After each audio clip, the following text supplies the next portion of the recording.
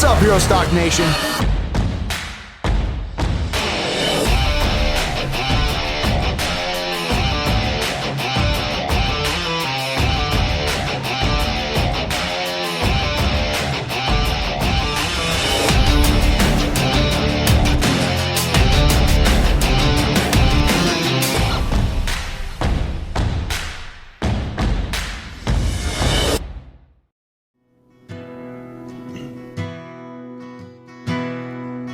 Wasn't supposed to be nothing that I'd call home, to tell my mama that I ain't gonna be alone.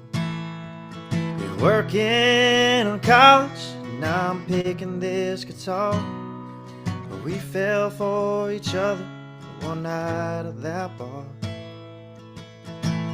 Maybe we took it too far.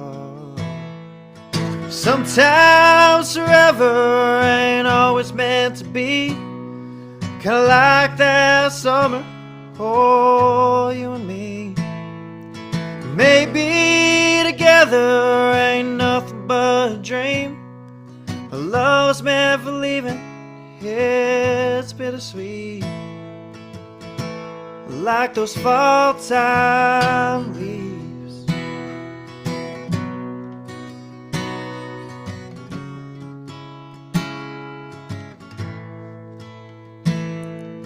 Couldn't help but say that I want you to stay, but we both know it doesn't matter anyways, 'cause you're off for better, and now I'm stuck in this town.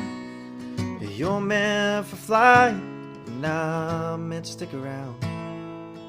We're both feet on the ground. Sometimes forever ain't always meant to be, kinda like that summer, oh, you and me. Maybe together ain't nothing but a dream, our love's meant for leaving, it's bittersweet, like those fall time leaves. Like those fall time leaves.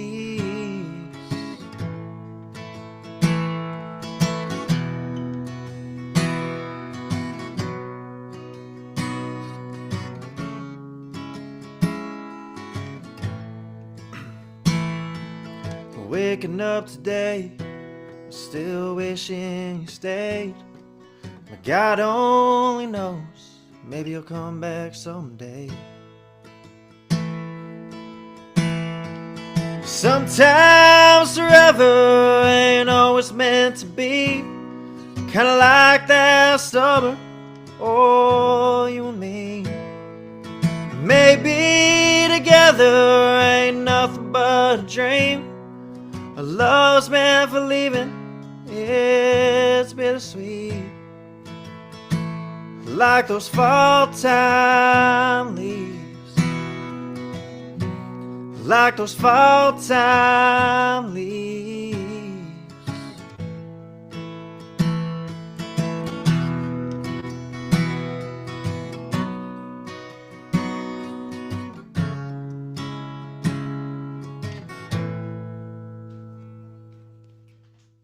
What's up, Hero Stock Nation? Welcome back to the round table where heroes talk. It's a new year, and the Hero Stock Nation team hopes that your holidays were festive and fun and filled with great things. My name is Tom Lamog, and I'm here with my good friend and award-winning songwriter, U.S. Army veteran, co-host of our show, Matthew Jones.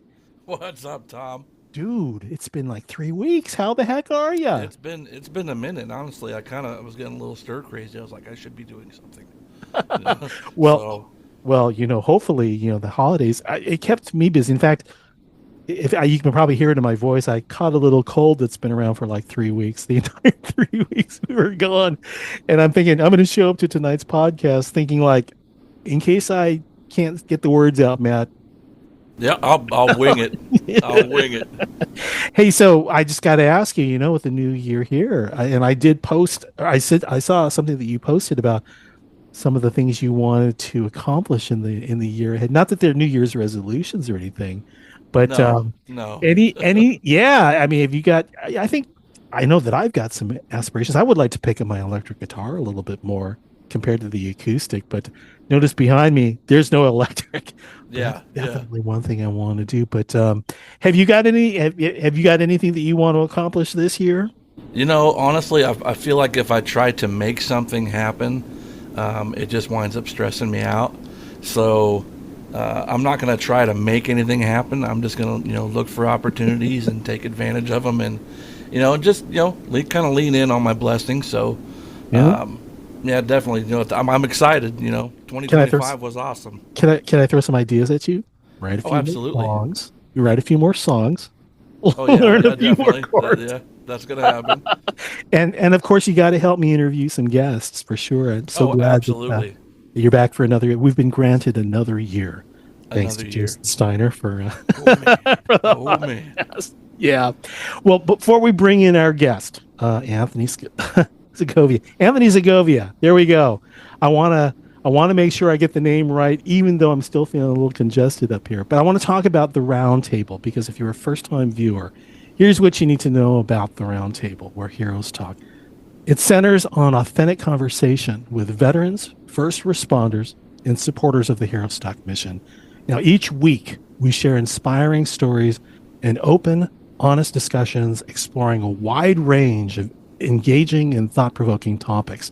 Most episodes also feature live performances and an in-depth look at our guests' unique experiences and adventures. In 2025, we aired about, I think, 28 episodes, some of them with two guests, spotlighting musicians and songwriters from the country and the rock scene, also sports organizers and fans, poets and writers, creators of brews, salts and seasonings, beard care products, specialty guitar picks, you name it. It was on our list of people to talk with. 2026 is here, and it promises to be an even more exciting year. So we've got a lineup of great guests, including tonight, who I'm going to introduce in just a moment here. You should know he is local to Nebraska, Grand Island specific. His name is Anthony Segovia. And here's what you should also know. He was born in Hawaii. He later grew up in Maine. He's an emerging country music artist, recognized for his distinctive vocal style and engaging stage presence, performing a mix of country covers and original compositions. Anthony's musical path started at age 15 with guitar playing, following an 8-year hiatus while serving in the Marine Corps. He rekindled his musical passion and has been actively performing since. He draws inspiration from rock, country, Christian gospel, acts like George Strait, Morgan Wallen, Riley Green. Anthony's music is authentic, and it reflects the passion and commitment that he has through storytelling. And I'd like to introduce you to Anthony Segovia right now. Anthony, welcome to the program. Thank you for joining us. How are you this evening? Good, sir. How about yourself? That's quite an introduction, by the way. Well, so thank you. Yeah, I got it off the website. I know you did. I didn't write it though. But I appreciate it. Let's get that out of the way. AnthonySegovia.com, and I apologize for stumbling over your name, but I knew I was going to do that tonight. Does it feel weird, like reading it yourself versus hearing it? Well, I didn't write it. Okay, so when you read it, you're like, "Wow, that's me." He's and got then you hear somebody else, and you're like, "Correct, no way." correct." One of my good friends wrote it for me, and it was. I was like, I mean, I guess. I mean, but I was like, distinctive vocal style. But hey, so. Yeah. Well, here's what you want to do sometime. Try going to Chat GPT, and then right. And then it's kind of like, oh look, this must be the truth, because it's basically replying with same information that's from your website. But hey, I'm no tech. So welcome. Hey, let's talk about that song that you opened with. That's a song that you wrote? Is yes, it sir. one of your first? Is it the first song that you wrote? And tell us maybe the story behind it. Yeah, so it's called Fall Time Leaves. I actually wrote it about a month ago.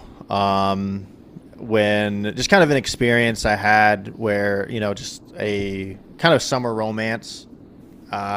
We knew it wasn't going to last due to, circumstances. They were there for, a limited period of time for college. And, but it was a good, healthy relationship, and it was really true.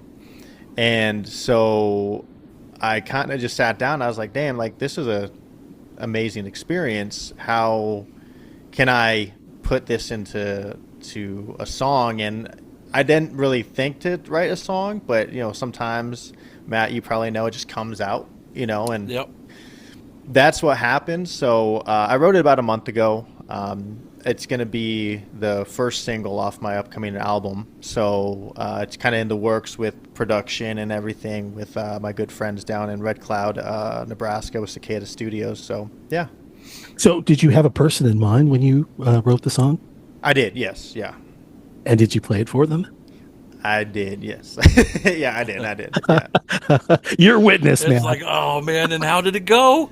I mean, yeah, I'll keep things to myself. It went well. It went very well. I'll say that. So it's, yeah, I think it was a good reaction. The reaction I expected. So, but yeah. And you've played it for others since then as well, too.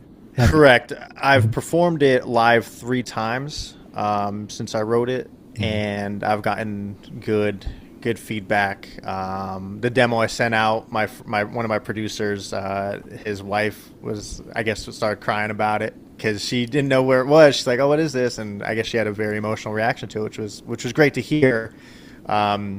Just kind of how music can bring that out of somebody, and especially when it's your music, it's a really humbling experience. It's a difficult note. Like, that's never the intention to kind of elicit a really strong emotional response. But right, I mean, music does what music does, And yeah, so, definitely. Yeah, it's always such a good feeling. Yeah, absolutely. Yeah. Well, that experience itself, compared to when you first were introduced to music, so let's take you back now. Let's take you back to the very beginnings of when you knew that this is music. I want this to be a part of my life. Do you remember about the time that you discovered music and you wanted it to be a part of your life? Well, I think since I was a kid, I mean, we'll probably get into that. I mean, there were 3 things I wanted to be when I was a kid. It was either be in the military, a football player like in the NFL, or a musician. I crossed 2 of those off. I don't think the NFL's calling me up, but you never know. But that was something, I get a huge influence and passion from music. My dad was a musician. He played saxophone, and growing up listening to, obviously he's from Texas, so George Strait, the 90s, where Garth Brooks, Tim McGraw, Shania Twain. I mean, you can't deny that. And I grew up in a very religious household, and so my mom just listened to gospel, Christian rock, stuff like that. And the only thing I could listen to if it wasn't gospel was classic rock or country. And so I was kind of where that formed that kind of interest and that taste. And I remember always enjoying singing. Growing up, we grew up in a kind of backdrop of a national or a state park. And so I just got into the woods and I would just sing horribly, I might add, but I would sing because I just enjoyed doing it. And then in high school, that's kind of when it became more of a, hey, maybe I could do this, pick up girls. It didn't work. At least the girl I had in mind, it didn't work, but it kind of worked out. Strikeout. Yeah, it's the only reason I picked up a guitar Is that your first instrument? Was guitar your first instrument? Piano, actually. So I wanted to play drums because I was a loud, rambunctious kid. My parents, I was one of those who jump from one thing to the next, and my parents I'm not spending $400 on a drum kit. Oh. And my mom was playing piano at the time, so she's like, "Well, you can play piano, and if you do it for a year, we'll see what happens." And I looked at it as a chore. Looking back, I should have dove headfirst into that because funny how that is. I had a similar experience growing up. It's basically 5 years old, you will learn to play. And by the way, you were born in Hawaii. Yeah, my parents are Hawaiian. Yeah. It is kind of like, I don't know if it's the upbringing that we both had, but it's basically you will learn the piano at 5 years old. It's kind of like, and I kind of like was incentivized to, if you learn to play this, then we'll we'll Right. talk about it next year. What the next Right. thing. That went on for 10 years until I Oh. said, "Can you get me a guitar?" Yeah. I'm glad to hear that you had that same experience. Yes. Sort of. Yes. Absolutely. Here I am. I want to learn piano, Yeah, I do Oh. too. but all now. I know is guitar. Oh, well, it's never too late. In fact, I know a person. Well, how's I know a guy. So, Anthony, let me go back to your parents' role in all of this. I mean, Yeah. did they encourage you all through the years to pursue music, other than just Um, listening to it? I mean, I think it wasn't until I picked up a guitar. I mean, again, I jumped around so much, and then I got my first guitar when I was 15. And my dad, I don't think they expected anything of it. I was, again, one of those kids. I just had a short attention span. I was jumping from one thing to one thing, football to whatever. And so I remember my first guitar was some really bad, like $50 guitar off eBay. Like, it was a mess, and I picked it up pretty quick, I would say, and then I started playing, gospel music, stuff we listened at church, and then my mom would say, like, "Hey, you should play that," and she was a youth minister at the church, so it kind of grew from me just kind of playing in my room to, "Hey, you should play in for our praise and worship hour," and that's a pretty common story I've heard. And then that's kind of where it started coming to foundation. They've always been supportive of whatever I've done, and I can wholeheartedly say that I have some truly amazing parents, and they supported me in anything. But the biggest thing is they wanted me to follow through. And I don't know if that's the military background from both of them, because they both were in the Navy. But it was, if you're going to do this, you're gonna do it. And my dad always had this saying, "Segovias don't quit." So that kind of been ingrained in my head, like, hey, if I'm going to do this, I'm going to go, full tilt. And I would say. I was in a metal band for a couple of years in high school. I think most people kind of go through that, and my mom was not a fan of that. But she'd be like, I like the acoustic stuff. I like the softer stuff, but I wanted to grow my hair out, wear skinny jeans, and headbang and Oh jump man, off stuff. you were gonna commit. Yeah, I committed. Yeah, so How long did you do that for? Was it a lengthy amount of time? Playing the metal band? 2 years, and then the band broke up, and then joined the Marine Corps, and kind of, like I said, took that break. So, All right. So, what about your friends? What did your friends think about all of that? Is that all of these changes that you went through from starting off to where you ended up at in the metal band? Did they dig it? Let's party. yeah, I think so. I think it was kind of one of those things where, because you go from that stark contrast from doing gospel, praise and worship music, to the next thing I was a lead vocalist. So I was screaming. Had my guitar, and I think we need to ask for a demo right now. No, I can't do that. No. Okay. Sorry, I digress. But maybe at the end of it. But it was definitely a support from them, and my friends.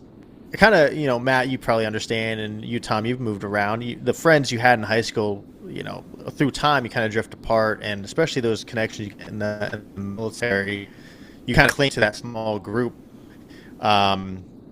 So the friends I do still have from high school years, they're supportive. I see them swipe up on my story on Instagram or Facebook, and they give me a thumbs up or something. So it's still there, but I'd say it's seeing the transition. I've heard, I never expected country from you, and I'm like, yeah, me neither. But hey, here we are. So, well, let me ask you about your musical influences of the time. Yeah. So, as you were going through high school and as you were experiencing metal music and playing through gospel, what were some of the musical influences in your life at that time? Definitely. Like Devil Wears Prada, Under Oath, Bring Me the Horizon. Those are some big ones. My mom, she's going to listen to this, but both my Valentine, she would always make me, she heard screamo music, she couldn't understand it. She's like, what is the song about? And I'd lie all the time. I'd be like, oh, because I could only listen to Christian music, country, or rock. So I'd be like, oh yeah, I'm not going to tell how they're talking about whatever. But that really kind of on top of some more like alt rock stuff, 3 Days Grace, Breaking Benjamin. That kind of was my foundation at the time. And then obviously it molded and changed as I grew older and kind of experienced more music and different types of people. So.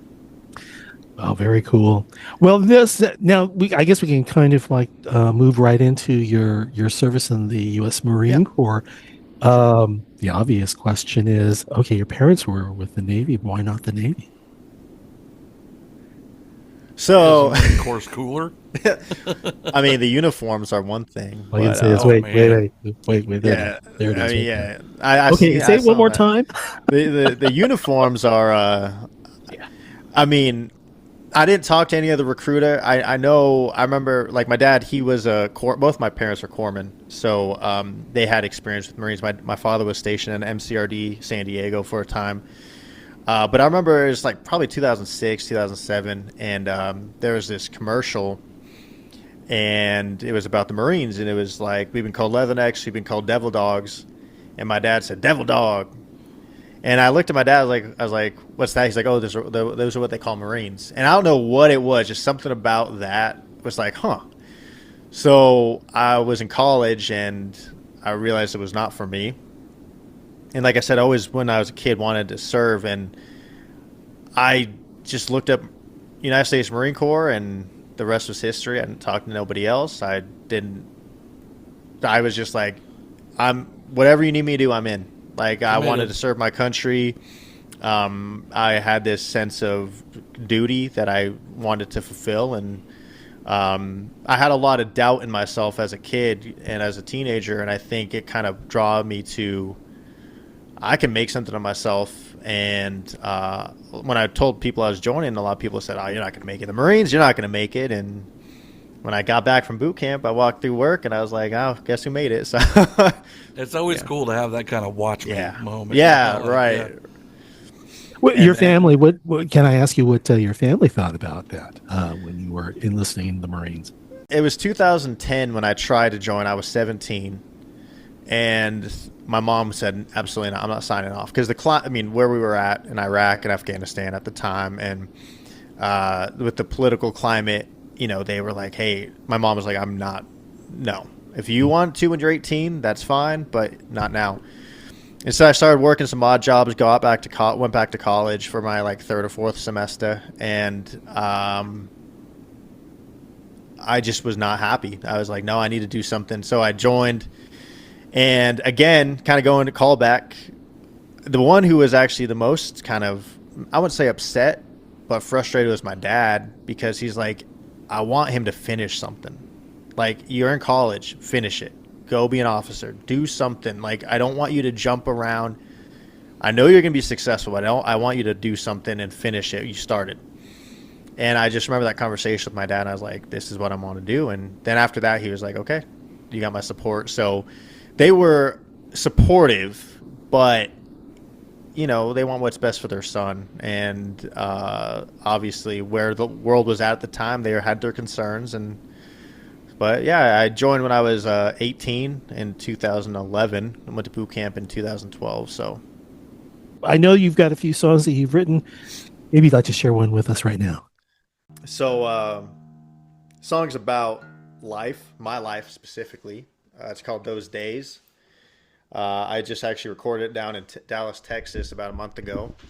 So it should be out pretty soon. But there's some things about it that just kind of speak to where you're at when you were as a kid.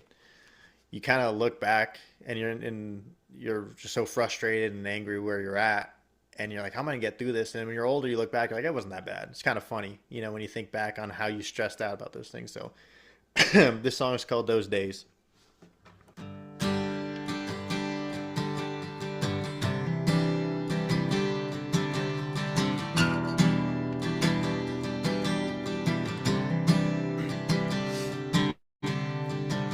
13, bumming cigarettes off the older brother of my best friend, sneaking out the house to smoke in the middle of the night.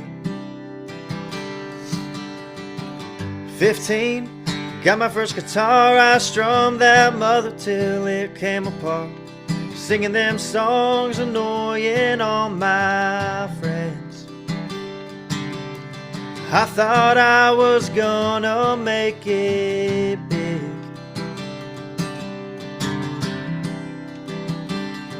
Ain't it funny how remember those days, all those memories, and all those mistakes, thinking that we were on top of the world. Drinking that whiskey and smoking that weed, high on life and drunk on a dream, running from the cops and kissing in the back of a car. Who would have thought that we'd make it this far?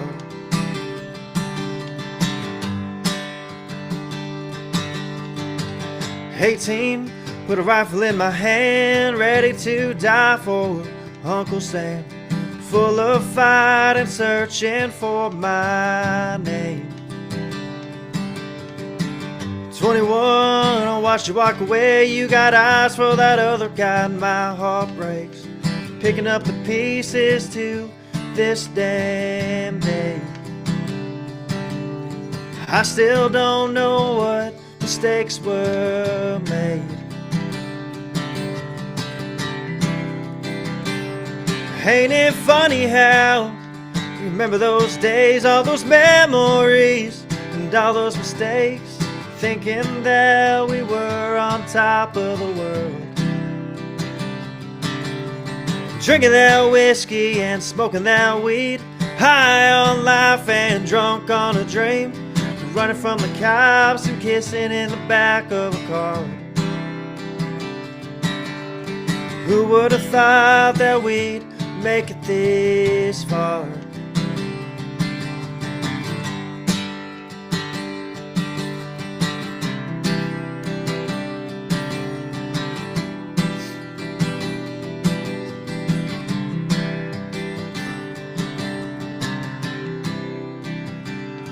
Ain't it funny how remember those days, all those memories, and all those mistakes, thinking that we were on top of the world.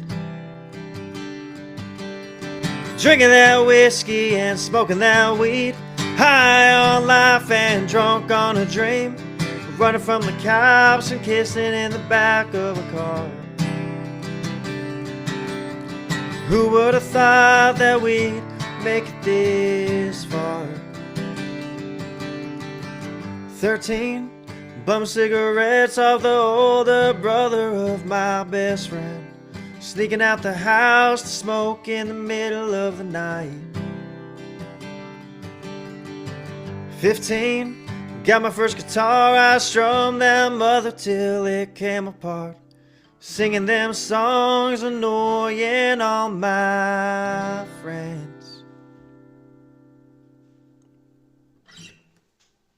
Anthony Segovia, everyone.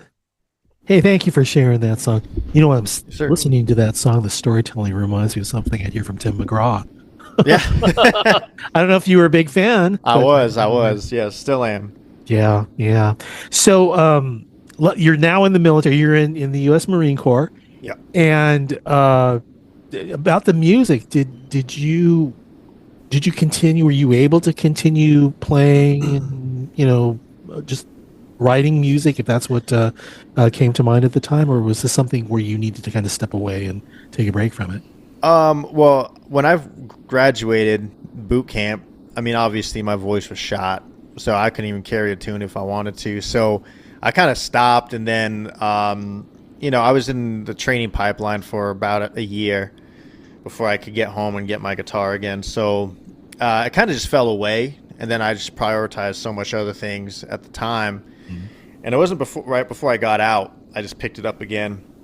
And I was like, well, let me, after 8 years, it's a humbling experience trying to play some of these chords. And, actually, it picked it up a lot quicker because I knew the fundamentals. But, yeah, I think I just prioritized so many other things before I prioritized my music. So, well, maybe we can talk about some of the highlights of that 8 years that you were in the Marine Corps. And first of all, thank you for your service to our country. Well, thank you very much. Really, really, thank you. There were some things I know when we originally spoke yesterday to talk a little bit about your time in the Marine Corps.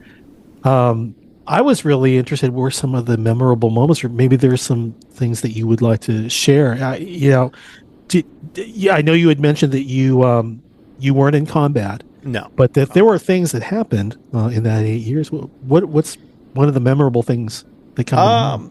So yeah, I mean, I'll be the first to admit, I mean, I never deployed. I just was not in the cards for me. My first unit, they got back from Afghanistan, and they're like, "Oh, yeah, we'll go back in 2-3 years." And then 2 years later, I PCS'd or changed duty stations, and by that time, the war had kind of just died down. So I was in a billet that they were like, "Ah, no, we need you," because just to kind of backdrop. So my job, I was a chemical, biological, radiological, nuclear warfare specialist. So there's only maybe 800 of us in the Marine Corps, give or take.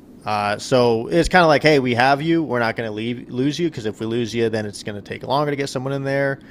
There's some training involved with that. It sounds like. Oh yeah, I mean, yeah, it's Extensive, I would imagine.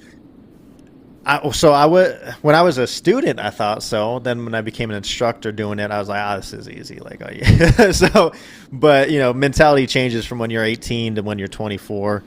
But so yeah, it just wasn't in the cards for me. But I mean, the biggest thing that I got from my time was just the friendships you gain. I mean, I still have those guys on speed dial. We talk regularly, and it's one of those things that you don't find in many other places. You can find them, but it's difficult. And I don't know if it's because you just deal with so much stuff and you're in such close capacity with each other, and you work day in and day out. Everything you do is with each other, that you just form this bond. And that was one thing that everyone talks about it, but never really expected. I had some opportunities to do some cool things. Like I was a martial arts instructor, going from a kid who, I mean, I just fought my brothers and some friends to, hey, yeah, here's how you do this and here's how you do that. And I mean, I'm no Conor McGregor, but I mean, I feel pretty confident I can hold my own, and if push come to shove. But that was cool because being an instructor, you're teaching and you're molding these Marines to understand whether it's a mentality or the physicality of what you're teaching. And that's when I really started having some self-belief in myself. And I was a corporal, an E4, when I got that instructor tab, and I'm teaching E7s, gunnery sergeants, staff sergeants to do something. And it comes with a lot of humility, because they're looking to you for your help, and you can't just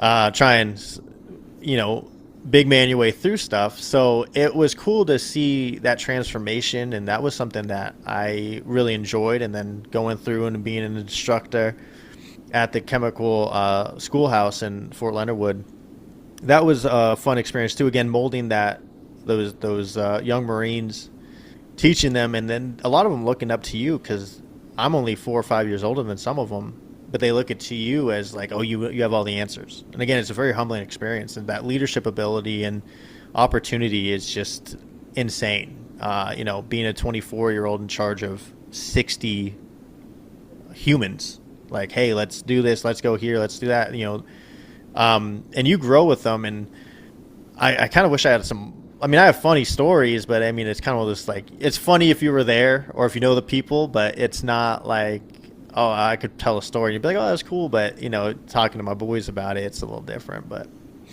yeah, I mean, going out, traveling to different parts of the country, doing training exercises, shooting all types of crew serve weapons, different weapon systems. That's always fun. Yeah, blowing stuff up.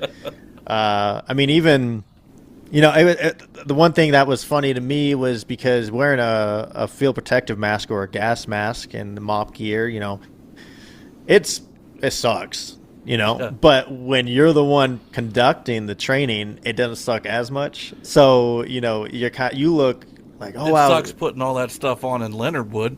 Yeah. Oh, yeah. I mean, oh my God, talk about standing on the surface of the sun. For sure. And then again in 29 Palms, and it's yeah, no, it's it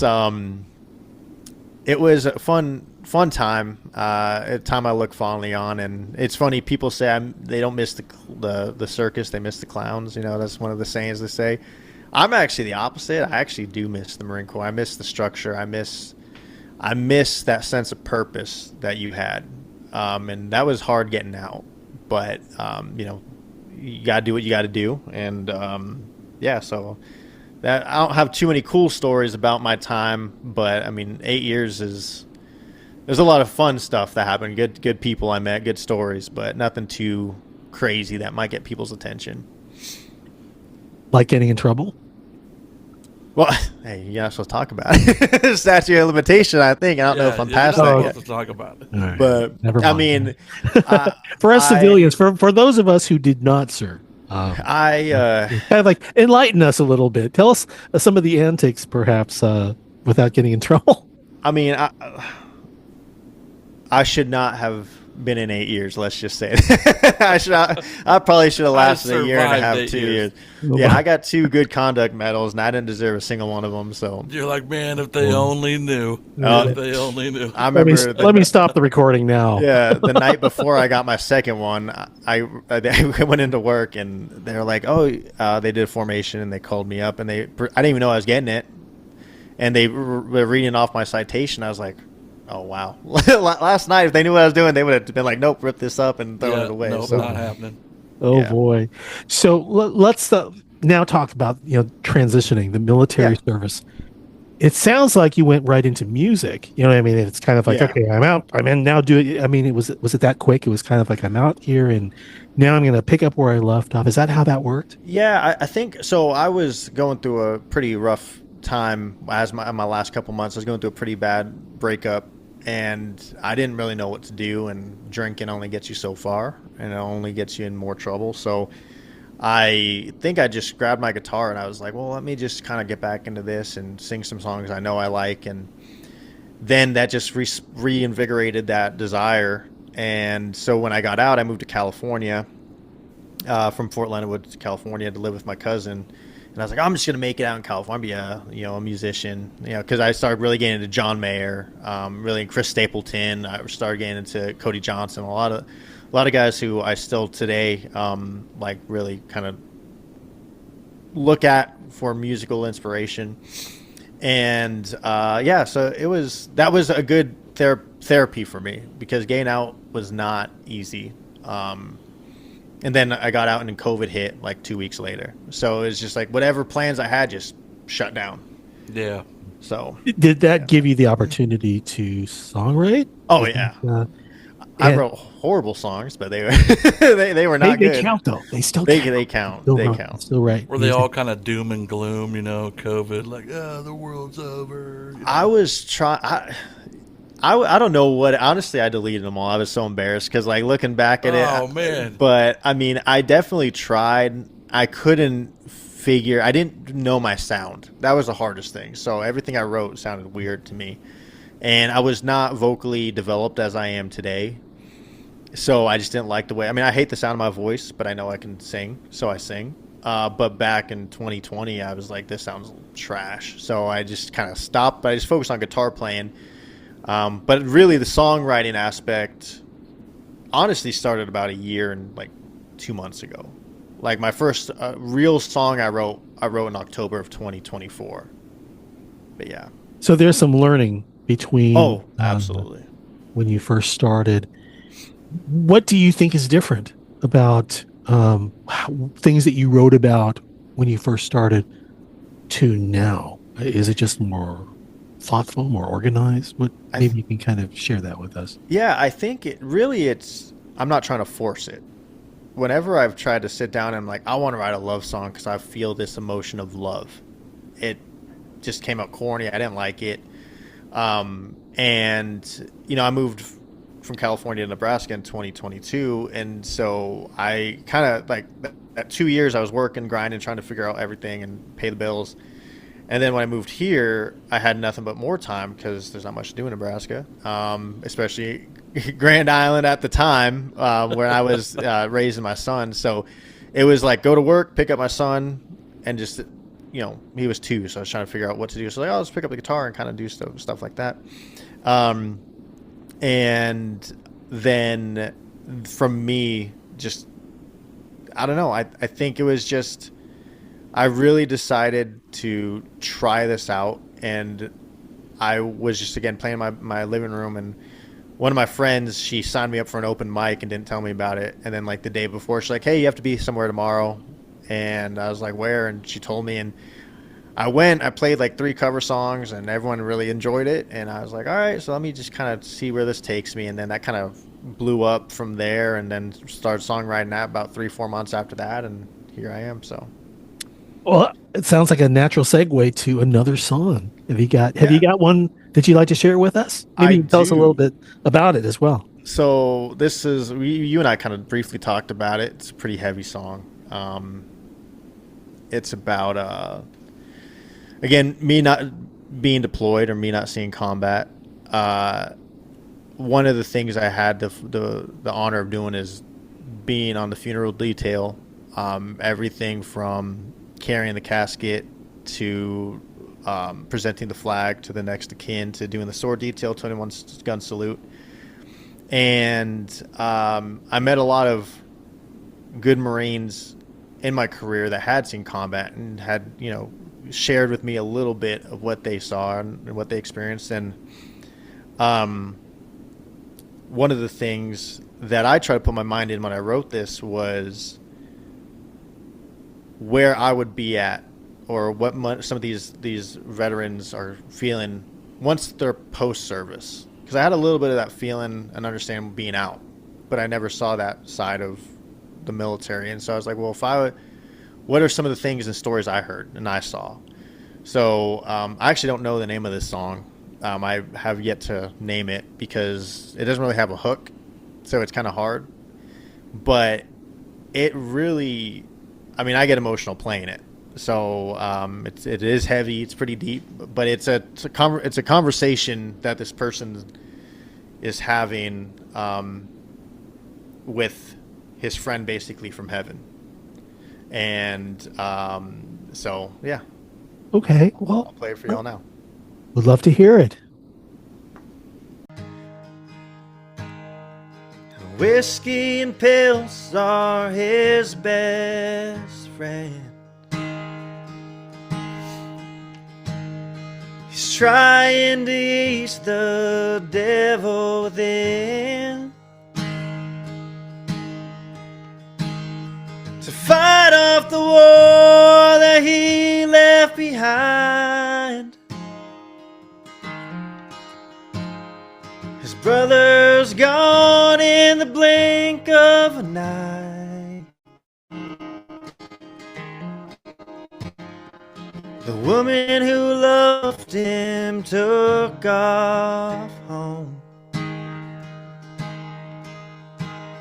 It's hard to love someone who's killing themselves. She tried real hard at the end of the day. Her tired old heart couldn't handle the breaks.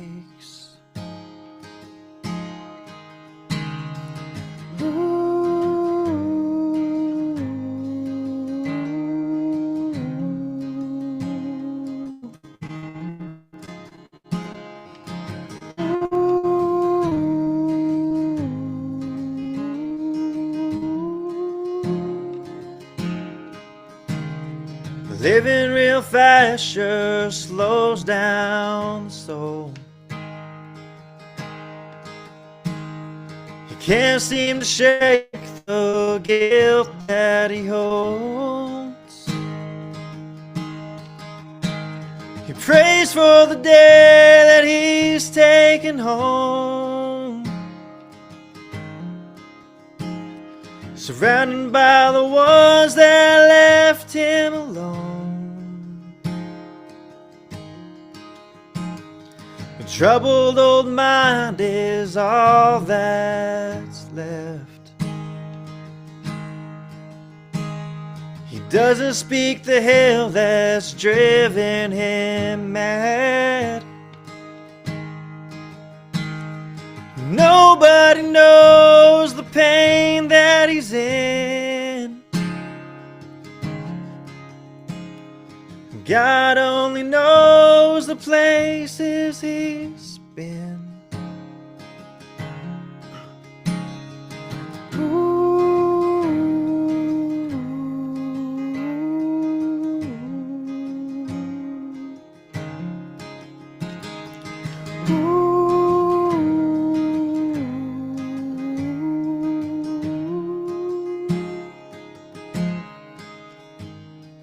Welcome on home, my long lost friend. Been keeping this seat warm till we meet again. I got so much to tell you about the times I kept the demons away at night.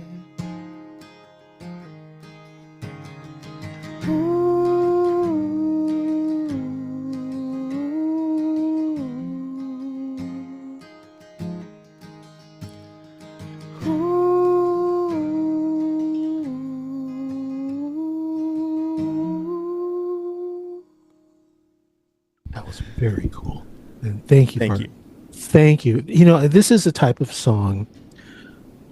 It's clear that it was written in a different set of circumstances and it struck you differently than the other songs that you've written. There's so much emotion that's in that song. Was it a different writing experience for you? Yeah. It's yeah, I'll just say yeah. It was hard. It was hard. It was definitely hard. I mean, I've lost friends, so it's hard putting yourself in that position. But yeah. It's almost like a mental reprogramming of yourself in order to get into that situation in order to write about it. And it's kind of like, all right, I'm gonna dip into that emotion or set of emotions so I can really write about that experience in a way that, you know, it's authentic. Right. And it's kind of like you turn that part off for sure. And to turn it on, it was difficult because you have all those emotions. And like I said, usually when I've played it, usually kind of myself, it does give a visceral reaction, emotional reaction out of it, and brings back whether it's the memories of my friends or, you know, memories of the families that we're rendering honor to during those funerals and what they're going through, whether they died of natural causes or died in combat or, you know, they took their own life. And it's definitely hard, but the one thing that sometimes you're looking for a song that speaks to what you're feeling, and I hadn't found that song really yet, and this kind of put together a lot of what I had felt or had seen others feel, and, you know, that kind of experience. So I gotta say, there's beauty in the songwriting portion of that, in the lyrics. You know, when you got to the part and you said God only knows the places he's been, I got two visuals in mind when you said that. I was thinking of someone kind of overseeing or kind of getting to spectate, you know, funeral honors being provided, and just going, man, this person that they're paying these honors to, like, we know nothing about them. So yeah. But then also saying, like, man, God only knows, like, we don't know where he went to, you know, we don't know what he experienced, and there's a beauty in being able to visualize something like that just by listening to someone sing. So, awesome job, man. I absolutely love the song. Thank you. And it's one of those things, you know, the guys who've made it home, they do have that guilt, a lot of them, and you walk down the street, you don't even know who you're walking past, and it's kind of a tribute to them, those who actually kind of went out and did something, and defended, you know, our right to do what we do every day. and it's the ones they seem like they're self-adjusted and they seem like they're fine. Like, you don't know what they're going through on a daily basis, and giving a voice to that, it's something that I didn't expect to come out when I started writing this song, but when it came out, I was like, wow. So Yeah, my curiosity about blending your own military your own military experience into your songwriting, is that something that you are interested in doing more of? Yes. Yeah, I mean, obviously, I would love to. I have two dreams that I would love to do when it comes to kind of connecting my music to the military. Is one, I'd love to, obviously, play for the troops. That would be something that'd be such a surreal experience. But also, I mean, I don't know if y'all ever been to a Marine Corps ball, but they get pretty turn up and cut up over there. But I would love one day, if I, ever have the honor and privilege to be asked, is to, be a guest speaker at a Marine Corps ball. Maybe when I'm a little older, maybe if my music takes off and people are like, yeah, Anthony Segovia, big Anthony Segovia, so. But it's the hardest part about songwriting for me is I can't sit down and write a song. Like, I can't just grab my guitar, put my notepad down, and just like, let me write a song today. I can't do it. Like, this song I wrote in, I think, 15 minutes, and it was just me grabbing my guitar and I was playing, and most of my songs are within 20, 30 minutes. So being that vessel and being like, oh, I want to do more stuff with them, I feel kind of like, oh, can I do that? Because can I write more songs like that? I don't know. You just never know until you know, right? Right. Do you find it hard to write a happy song? Oh, yeah. Oh, I can't. Yeah. No, I mean, whether most of my songs are like breakup songs, and like I have a couple.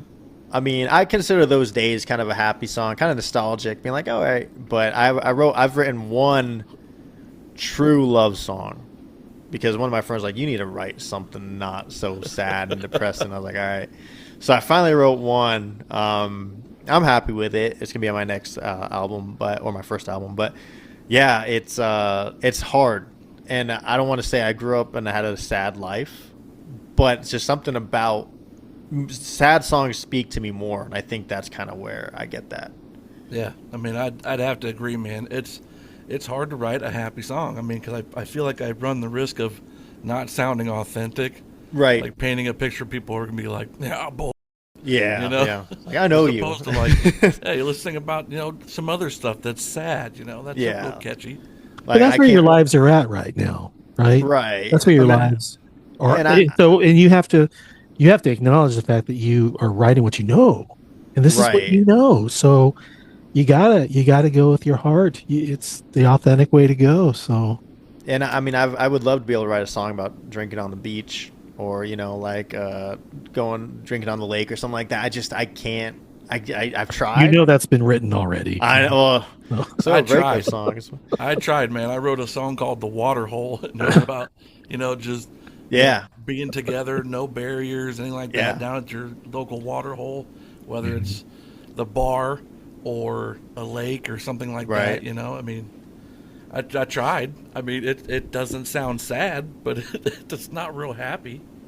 I'm a huge fan of minor key songs. That's kind of where I say. I don't know if it's the screamo music kind of bleeding in, or Well, try the relative major next time. I know. Try that. See, I don't honestly.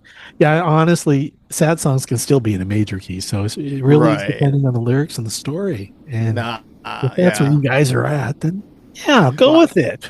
My songs get sad the second I start singing, brother. Yeah, it's. You said Tim McGraw earlier. One of my favorite songs growing up was "Don't Take the Girl" by Tim McGraw, which is such a sad song. One of the first songs he did. Yeah, but it's like, I mean, as a 5-year-old, I'm listening to that. Like, come on, like I'd have had no chance. So. Oh my goodness. So you have been primarily a songwriter who does things on his own. Are you pretty much you write by yourself? Yeah, I'm I just wondering if you have ever thought about writing with someone else, collaborating with someone else. Maybe yeah, a fellow Nebraskan. I'm Who down, Matt. who only I'm down. lives, what, 50 miles away? Yeah, no, I'm down. I mean, I've had actually. So I did a singer-songwriter festival out in Deadwood, South Dakota, which was actually where I met Jason with Hero Stock, Yeah. and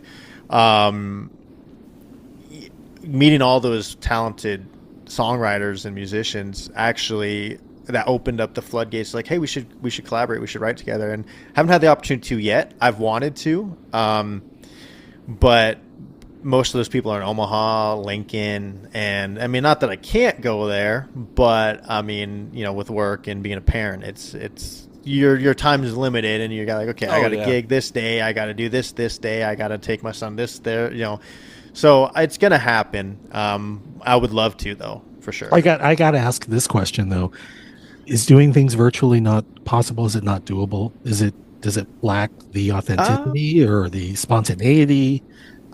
I think I've never tried it, so I don't know. I think the ones we've had conversations like, let's do it over Zoom. Life gets in the way. They have kids. They have a wife. They have stuff going on. So we're like, oh, let's plan for Tuesday, and then that was 3 weeks ago. So it's life happens.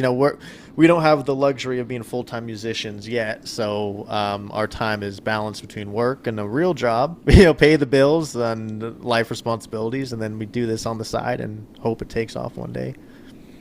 Well, you were talking about a new EP, right? Can you give us more details? How many songs have you got written? When can we expect to see it? Where can we find it? Give us the details. Yeah, so it's going to be called The Devil in You. That's the name of the album. It's going to be, I just sent over 2 of my demos. One of them I played for you today. To, like I said, Cicada Studio in Red Cloud. Jay and Gus, they're great dudes. And we're hoping for a May or June drop release date. My birthday's in May, so I'd like it to be around May, but we'll see. Heck of a birthday gift. Yeah, I would be in. I'm going to buy a nice bottle of scotch as a celebratory thing. So, just one? This is expensive scotch. All right. But all my stuff. I mean, I already have 5 songs on Spotify and Apple Music already. I should have a 6th song or a re-release of Those Days, which is the first song I played. That's going to be re-released on Spotify and Apple Music, iHeartRadio, all that fun stuff. Just you look up my name and it's there. I'm the only guy with that name, thank God. So I'm pretty easy to find. You were. I was looking around to find out more information about you and your music, and it's right there. Yeah. Nice. If I could just say your name correctly, that bonus. Come on, Tom, get it together. Yeah, I've been called everything but under the sun in the Marine Corps, so you won't hurt my feelings if you mispronounce it. Yeah, they kind of butcher my last name. So, Anthony, has been a real pleasure talking with you. Your stories, your music, your experiences. Thank you for sharing them. Yes, really sir. Appreciate it. Thanks for having me, guys.